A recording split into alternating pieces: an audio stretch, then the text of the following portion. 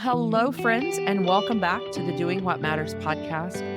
We are in a fun little series that Erica and I are doing on the four components of the framework of the real life process. We don't always talk about this here on the podcast, but as Erica and I were just thinking about this, I said, I want to hear about these four components through your lens. You've been using this tool for a very long time. And this modern day rule of life framework that we have, where clients that we work with, we walk them through this framework, and we are in our second component. So if you're new to the podcast or just jumping in the middle of this series, you can go back to the 2 episodes back. I kind of framework it out. Last week, we talked about the first component, which is real life being, that real self work. And then on this episode, we're talking about the second component, which we call real life action. So, Erica, when you sit with clients that you've done this for years with people and you get to this component about action, tell me what happens inside of this work because so many of our clients come and this is really where they want to dive in. Ooh, I've got so much action I want to take. I'm in my doing side of my body and my head and my heart. What happens in this particular component? The two words that come to mind are intentional movement, Good. because I think sometimes clients do come they're moving forward. That's what coaching's all about, knowing where I am and then defining where I want to go. It's about moving forward. And so instead of just continuing to spin all the plates, I think what happens when this component is part of the process is we can look at, we talked about last week, the areas of focus and say, okay, which of these areas needs my attention that I actually want to give some intentional forward movement in this 90 days, in this period of time, this season.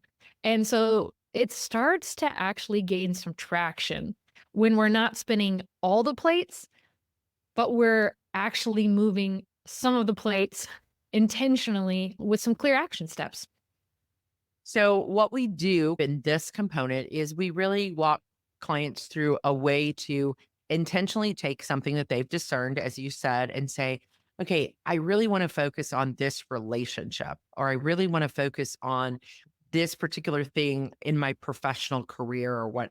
And then we walk them through, and you mentioned it on the last episode, but really working with that tool that we have, the mind map, and just letting them have some ahas around, okay, if I want this to happen in the next year or the next 2 years, just walk us through how that breaks down when you're working with a client, how the light bulbs go off when a client can see this through this kind of brain dump mind map process.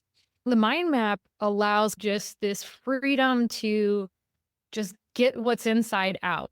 And so sometimes we can have a pretty lofty goal. I remember a season where even I was wanting to do some things differently and with exercise, and I was getting ready to buy a bike. And we can all get caught in that like someday rut where I want to do that someday. But what happens when we don't start to go, what needs to happen actually for that to be possible? So to throw that in the center of a mind map that I want to explore exercise, I narrowed it down even from there that I wanted to purchase a bike. And so then what needs to happen? Well, I got to do some research. I want to set a budget. I had a couple of shops I wanted to look at. I needed to make some phone calls. And what happens is sometimes we stretch our capacity. We go, oh, that's no big deal. I'm just going to buy a bike. I'll find one. But then we don't account for the time that it actually takes because there are all these steps that happen. So it gives us a way forward and some order. So it happens like the mind map, we could just creatively get it out there. And then for those of us that love order, we can go back and go, okay, what's first here? And then by when do I want to accomplish that? And that was the huge game changer for me personally, and is for a lot of my clients too. It's the by when. The by when, the really realizing how many moving pieces are in any decision we make. We use the word all the time about pre-decision. And that's really what this particular component of real life action is all about. Let's pre-decide. Let's write an order of steps that you need to do, even something like buying a bike. And I think you said it well in that story of, they just go buy a bike. but actually there's all these other things I'm probably going to do. I'm going to do some research. I'm going to visit a couple places, going to look at the technology, the type of bike I want. I might test ride. All of those are little minor decisions that happen and take up space in our brain. But if we can just pre-decide it all, the weight just feels different. So love this component. I love how it can help break down. There are so many layers and learnings. It feels like a simple part of creating this rule of life. A rule of life is about having some order.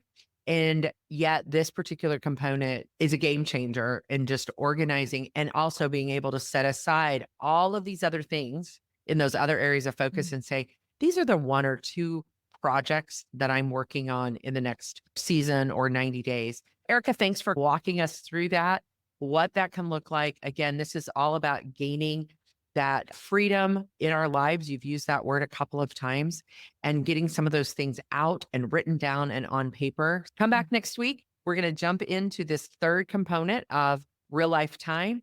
And remember that every ordinary day has an extraordinary moment. You just have to look for them. Connect with us at therealifeprocess.com. In your show notes, we'll have some free content that you can also dive into and get those links as well. So we'll see you back next week with more from the Doing What Matters podcast.